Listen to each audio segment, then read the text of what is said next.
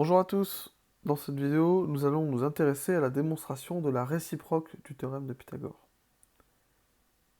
Alors, pour rappel, le théorème de Pythagore, c'est le théorème qui permet, par exemple, quand on a un triangle ABC comme celui-ci, qui est rectangle par exemple en A, de dire que l'on a forcément ce qu'on appelle l'égalité de Pythagore qui est vérifiée, qui est vraie, c'est-à-dire que le carré du côté le plus long, ici le côté le plus long, c'est le côté BC, c'est le côté qui est en face de l'angle droit du triangle. Donc le carré de ce côté le plus long, donc le carré de BC, donc BC au carré, BC fois BC, hein, bah, c'est égal à l'addition des deux autres carrés des deux autres côtés. C'est-à-dire ici le carré de AC, donc on note AC au carré, AC fois AC, plus AB au carré, AB fois AB. Donc le théorème de Pythagore, il marche dans ce sens. On vous donne à la base un triangle ABC qui est rectangle en A, et on peut en déduire que l'égalité de Pythagore qui est ici est vraie. La réciproque du théorème de Pythagore ne fonctionne pas de la même manière, c'est pas le même théorème.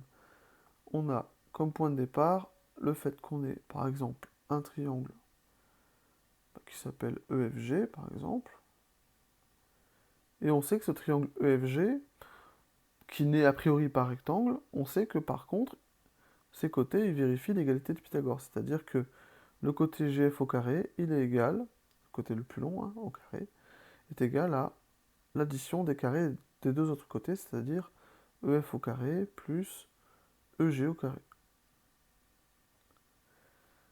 Donc si on a ça, d'après la réciproque du théorème de Pythagore, on peut en conclure que le triangle EFG, il est rectangle en E. Donc vous voyez ici, c'est pas le même théorème puisque on n'a pas le même point de départ, entre guillemets, on n'a pas les mêmes hypothèses de départ et on n'a pas la même conclusion. Dans le théorème de Pythagore, la conclusion c'est le fait que l'égalité de Pythagore elle est vraie. Bah ça c'est le point de départ de la réciproque du théorème de Pythagore. Et dans la réciproque du théorème de Pythagore, la conclusion, c'est le fait qu'on a un triangle qui est rectangle en un certain point. Et ça, bah, c'est plutôt le point de départ du théorème de Pythagore. Donc vous voyez, c'est un petit peu inversé. Donc on cherche à démontrer la réciproque du théorème de Pythagore. Donc le mot réciproque, il est important ici, hein. On considère pour faire ça un triangle ABC dont on ne sait pas a priori s'il est rectangle ou pas. Par contre, ce triangle ABC, on sait quelque chose sur lui, le fait que ses côtés AB, BC et AC vérifient l'égalité de Pythagore. C'est-à-dire que l'égalité AB au carré plus BC au carré égale AC au carré est vraie. Ça, on le sait.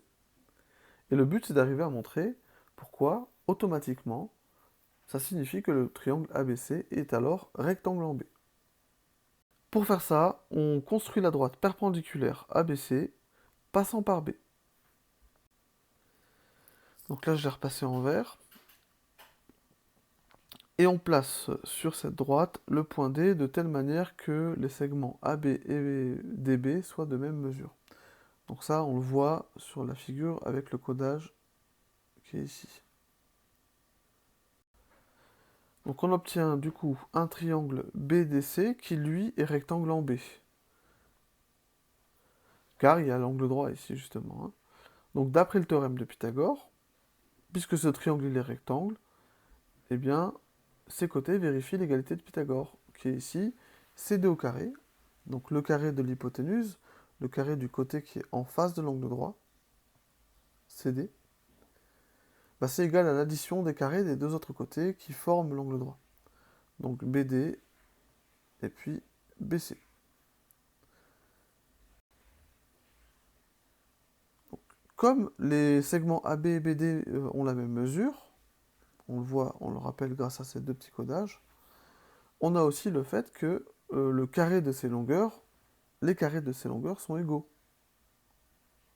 puisque les côtés à la base ont la même longueur. Et donc, l'égalité de Pythagore qu'on avait écrit dans le triangle BDC, CD au carré égale BD au carré plus BC au carré, elle peut être un petit peu transformée en remplaçant BD au carré par AB au carré. Parce qu'on a dit juste avant que ces deux carrés étaient égaux. Et donc on se retrouve avec AB au carré plus BC au carré.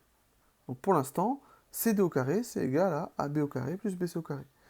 Mais tout à l'heure, on a dit que c'était une de nos hypothèses de départ, le fait que AB au carré plus BC au carré était égal à AC au carré.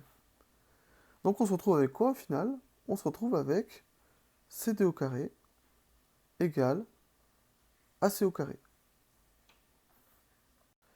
Donc puisque CD au carré est égal à AC au carré, et que CD et AC ce sont des longueurs, bah ça entraîne que les côtés CD et AC ont la même longueur. C'est pour ça ici que j'ai mis ce petit codage de longueur égale. Le fait que CD est égal à AC, qui peut aussi se dire en mathématiques que C est équidistant des extrémités du segment AD, il est équidistant des deux points A et D, hein, donc il est équidistant des deux extrémités du segment AD, et bien ça entraîne le fait que C, il est sur la médiatrice du segment AD.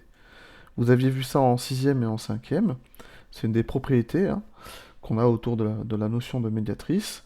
Le fait qu'un point soit équidistant des deux extrémités d'un segment, ça entraîne que le point il est forcément sur la médiatrice de ce segment.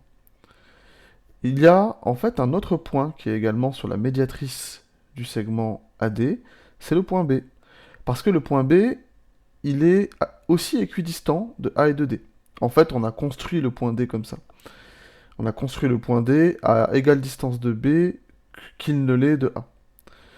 Donc puisque B il est aussi sur la médiatrice de AD, on peut l'appeler BC cette médiatrice.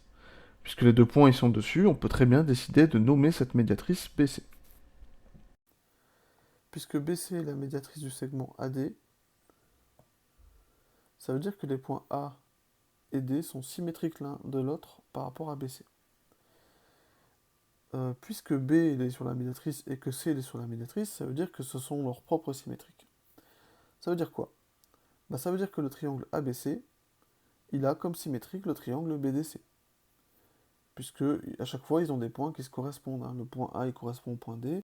Alors pourquoi le point A correspond au point D? Parce que on a dit que BC était la médiatrice de AD. Donc quand ça se passe comme ça, la médiatrice BC joue le rôle d'axe de symétrie pour le segment, et les points A et D sont l'image l'un de l'autre par la symétrie. Donc le point B il correspond au point B, car il est son propre symétrique, bien sûr, par cette symétrie axiale d'axe BC, il est sur la droite qui sert de symétrie, donc il est sa propre image. Et on a la même chose pour le point C, bien sûr, qui est lui-même aussi sa propre image.